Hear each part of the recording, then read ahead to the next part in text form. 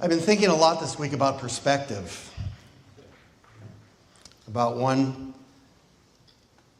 thinks who comes from a vastly different perspective than I do about what's happening right now in the country. I don't have too far to think because I have family and some friends who feel very differently about the state of the country now than I do.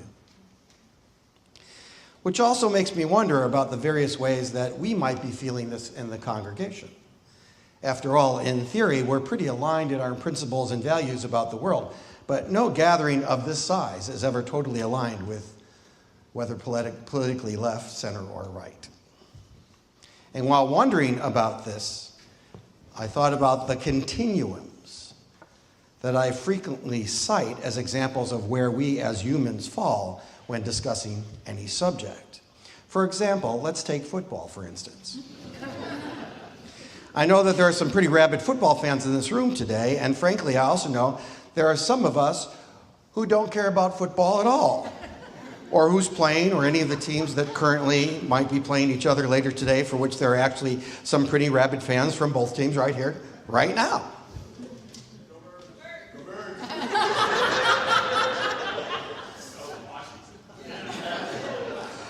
This is not the subject of the sermon. Obviously, I'm just trying to use this as an example that we all can feel very different about very many things, even in this room and online. If any of you haven't heard, feeling different about this country, about the message of this faith, about what expressions of mercy and love might mean, they were on display this week at the National Prayer Service at the National Cathedral. Episcopal Bishop Reverend Marianne Edgar Buddy said this: "Let me make one final plea, Mr. President. Millions have put their trust in you, and as you told the nation yesterday, you have felt the providential hand of a loving God. In the name of our God, I ask you to have mercy upon people in our country who are scared now. There are gay, lesbian, and transgender children in Democratic, Republican, and independent families, some who fear for their lives. The people who pick our crops and clean our office buildings, who labor in poultry farms and meatpacking plants, who wash the dishes after we eat at restaurants and work night shifts in hospitals. They may not be citizens or have the proper documentation, but the vast majority of immigrants are not criminals. They pay taxes and are good neighbors. They are faithful members of our churches, mosques, synagogues, gurdwara, and temples. I ask you, Mr. President, to have mercy on those in our communities whose children fear their parents will be taken away, and that you help those who are fleeing war zones and persecution in their own lands to find compassion and welcome here." And then she said, "Our God teaches us that we are to be merciful to the stranger, for we all once were strangers in this land. May God grant us the strength and courage to honor dignity of every human being, to speak the truth to one another in love, and walk humbly with each other and our God for the good of all people, for the good of all people in this nation and in the world. Amen."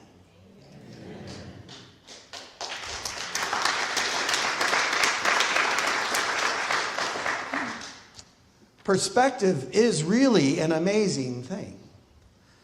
This country was never built on a complete unity of thought.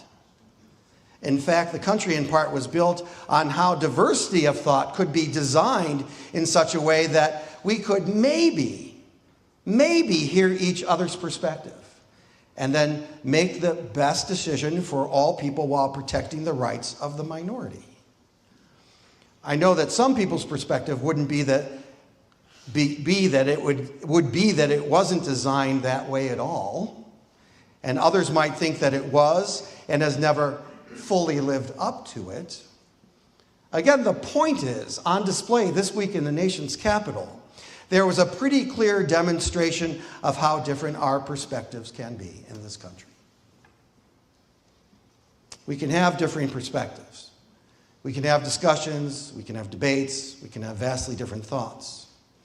I understand that people have different views on the role of the federal government.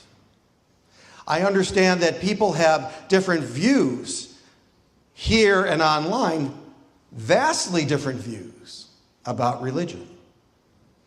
I get that there are some issues that we may never agree on. But as a practicing Unitarian Universalist, not just as a minister, but someone who tries to live by our principles, our values, and the evolving history and theology of our tradition, I personally am deeply struggling with the policies, plans, and actions that have come from the perspectives of those now in charge down the road east from here. That seem so fueled from perspectives of cruelty, disregard for human dignity, and authoritarian impulses. So let me be clear. We certainly may have different political values. We certainly may not agree on some issues. We certainly could have different perspectives on religion.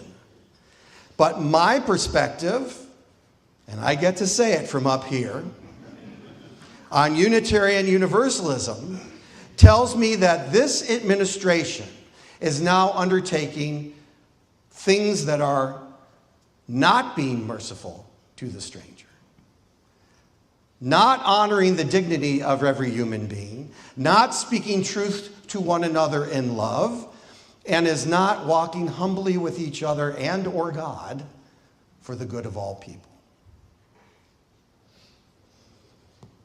Now, with all this said, I know that all of us here today may be feeling this on various places of the continuum. And with that understanding, there are some fears I feel I must name. Some here are afraid of losing their jobs or have already lost them. Some here are terrified of what has been unleashed for those in the LGBTQ community. Some have been asked in some dystopian version of fidelity to the new administration to tell on their coworkers whose only perceived sin was to be hired for the purpose of bringing fairness and equity to systems that were designed to be biased since their inception. And although some may not be directly impacted by any of this, it sure feels like in one way or another, we are all carrying this around. You don't have to be thinking about it every second of every day to feel it in your body. It can and does often just live under the surface as a general sense of anxiety or sadness or grief or whatever. I know that if I go to Wegmans and I see any of you there and say, "Hi, how are you?" most people will say, "Good," and then move on to express concern over all the chocolate cake in my shopping cart. But I have to tell you, I know that there's more there than meets the ears. I know this because in every committee check-in this week, in so many conversations and comments online this week, it's obvious we are carrying this weight around with us like a rucksack. A rucksack whose weight we are carrying that is actually filled with trauma. For some in this congregation and certainly beyond, what is happening in this country is deeply distressing or disturbing experience that at times can overwhelm our coping mechanisms and cause significant emotional, psychological, and sometimes physical distress. And honestly, from what I've seen this week, I don't think I'm being overly dramatic. Which leads me to one of the main messages of today, which is that we are in a time where we need to listen to each other, hear each other, and love each other. There are people here who are feeling deep pain and unease. And wherever we fall in the continuum of perceptions about what's happening in this country, please be aware that people right here and in so many other places in this country are deeply struggling. And our support and kindness for each other is as necessary now as ever before.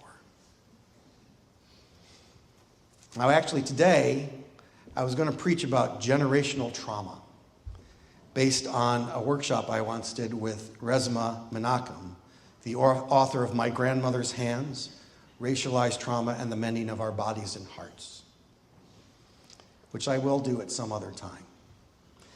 But today, I do want to note a few of his words when he writes, "Years as a healer and a trauma therapist have taught me that trauma isn't destiny.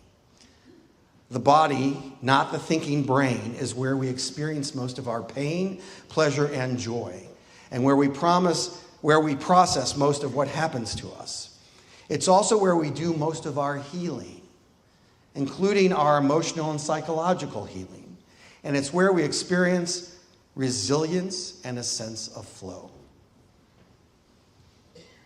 The stereotype of UUs is that we live up here and not as much down here. But I don't buy that anymore. We may not always be aware of it, but whether it's the tears welling up in our eyes or the tight shoulders that we walk around with or the exhaustion that we feel, I know that we're carrying all this weight with us. And remember, Resmaa also said, and it is where we experience resilience and a sense of flow. So as much as I encourage you to go for more walks when the weather permits, or talk with friends, or make yourself a nice cup of tea, or listen to your favorite music more often, or cook a good meal, or any of those things and more, I want to do one more thing, and I want to encourage you to come here.